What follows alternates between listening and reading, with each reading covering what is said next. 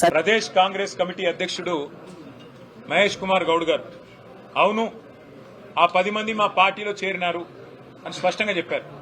మరి PCC ప్రెసిడెంటే approver గా మారిపోయిన తర్వాత, పీసీసీ ప్రెసిడెంట్ గారి నేరాంగీకారం చేసిన తర్వాత ఆ 10 మంది మీద వేటేయడానికి స్పీకర్ గారికి మొహమాటం ఎందుకని మేము అడుగుతా ఉన్నాం. ఆల్రెడీ సుప్రీంకోర్టులో మ్యాటర్ ఉంది. ఇవాళ కాంగ్రెస్ నాయకత్వం ఏమనుకుంటున్నదంటే ప్రజలను, మీడియాను, కోర్టులను కూడా, న్యాయ వ్యవస్థను కూడా చిన్న చూపు చూస్తూ మేమేదో వీళ్ళతోని కొన్ని చిలిపి ఆటలాడి ఏదో తప్పించుకోవచ్చు అన్న ధోరణిలో వ్యవహారం చేస్తా ఉన్నారు. ఈ జిల్లాలో కూడా ఒక ఎమ్మెల్యే గారు పార్టీ మారినారు గద్వాలలో. మరి వారు ఏ పార్టీలో ఉన్నారంటే చాలా విచిత్రమైన పరిస్థితి. ఈరోజు ఎట్లా ఉందంటే, ఇవాళ జీవితం అంతా రాజకీయం చేసిన పెద్దలు 2 సార్లు 3 సార్లు 4 సార్లు గెలిచిన వాళ్ళు, మంత్రులుగా పనిచేసిన వాళ్ళు ఏ పార్టీలో ఉన్నారు అని మీడియా వాళ్ళు అడిగితే చెప్పుకోలేని ఒక దురవస్థలో ఉన్నారు. కానీ నేరాంగీకారం అప్రూవర్ గా పీసీసీ ప్రెసిడెంట్ గారు మారినారు. అట్లాగే కడియం శ్రీహర్ గారు కూడా నేను కాంగ్రెస్ లో చేరాను అని స్పష్టంగా చెప్పారు.